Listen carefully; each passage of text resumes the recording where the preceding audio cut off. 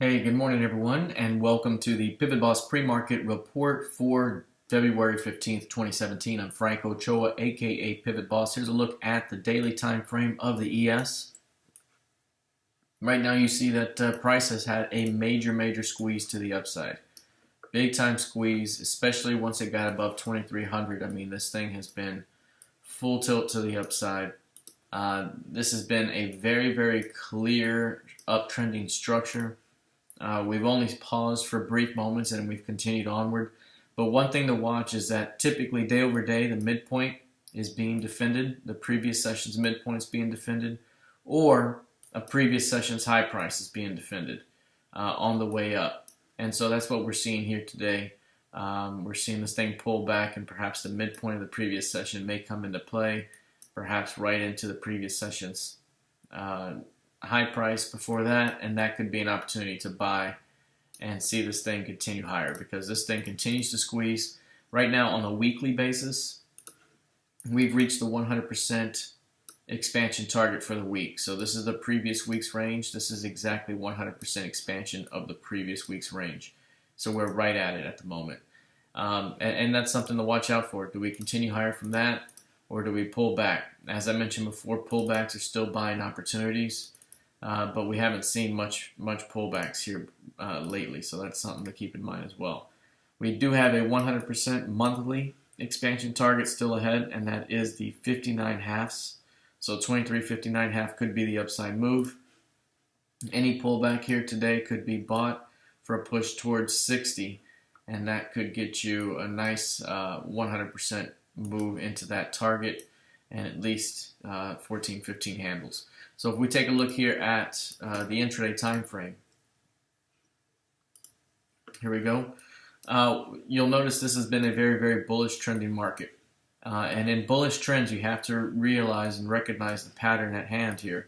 You typically see a pullback in the morning, and then from there you see this thing continue in the afternoon. Pullback in the morning, continue onward in the afternoon.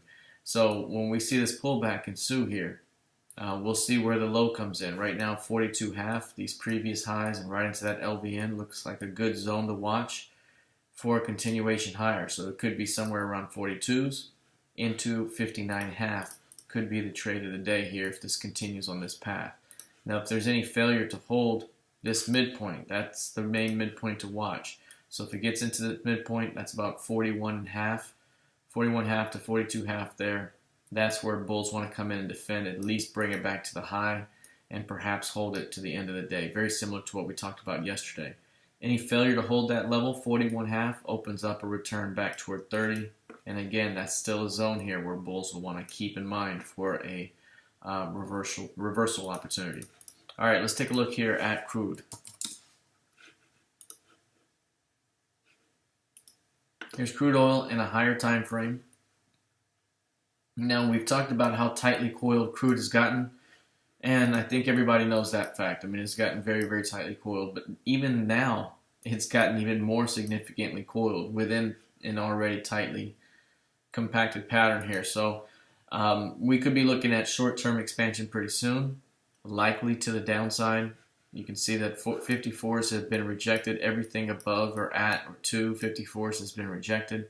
Right now, bears are keeping the top of the weekly pivot range offered. Currently, the midpoint of the previous week's range is support. So, for example, 53.5, any rejection of that area could offer an opportunity to run stops through recent lows, the midpoint of the previous week and recent lows, and that could open up a continuation back down toward 51.70 and perhaps even lower. So, right now, that's kind of the short-term move. Any push back down still is an opportunity to fade it right back up. So right now it's kind of just pushing price back and forth in the range. When it gets too far outside, you push it back up. Gets too far outside, push it back down. Push it back. So right now we got to see which way we go.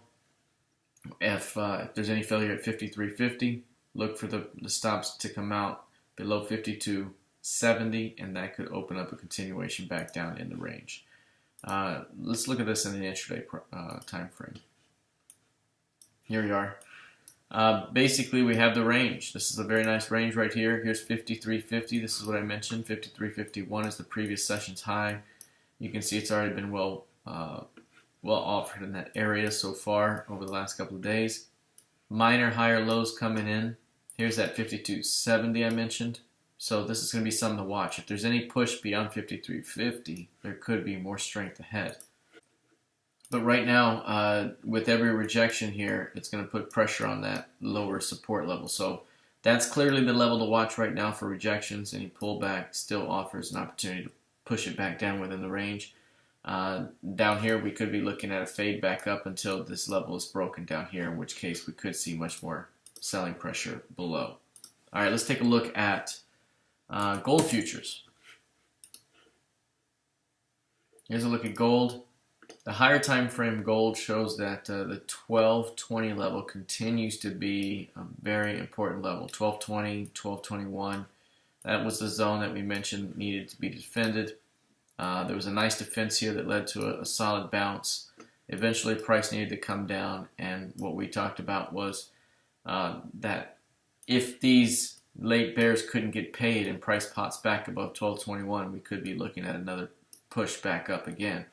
And we saw that move materialize and then go into our zone of resistance, which was 33 to 35 per the trading room. And now you can see that price has just pushed into 1240 recently. So a solid bounce still. And what I mentioned before is 1220 wants to continue to hold that zone. Bulls want to continue to defend it for a shot at seeing a continuation to new highs and into that 1263 above. That's going to be the next major target to reach. If there's any failure to stay above 1220, that's when you rotate back down, and you could be looking at a move back toward 1180. All right, let's take a look at the intraday time frame right now. On an intraday basis, this one has had a surprising bounce the previous session, how it continued to push higher throughout the session.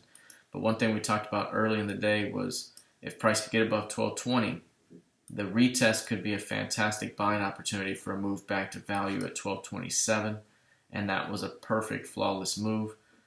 From there, the pullback into VWAP offered an opportunity to push this thing into our upper end of the target zone, and I mentioned that to be between 33 and 35, and as high as 36. Now, to get beyond this right here is quite bullish because this has been a zone that's been heavily offered. So right now, basically holding the lows, I would say any pullback into 33s short term is an opportunity for bulls to defend and turn it back to 39.40. Any failure to hold 33s for any period of time opens up a return to 27 and 23. So that's the early idea right now short term. But remember, pullbacks could be a higher time frame buying opportunity, especially as 1220 continues to remain the pivot to watch. All right, now let's take a look at the last one here. That's going to be ZB. Here's a look at ZB with the higher time frame pivots. This is the weekly pivots right now. Now, one thing to keep in mind about ZB is that it has used the entirety of this range. And this is after trapping these participants before. It rallied up, came back, rallied back up. Now it's back down again.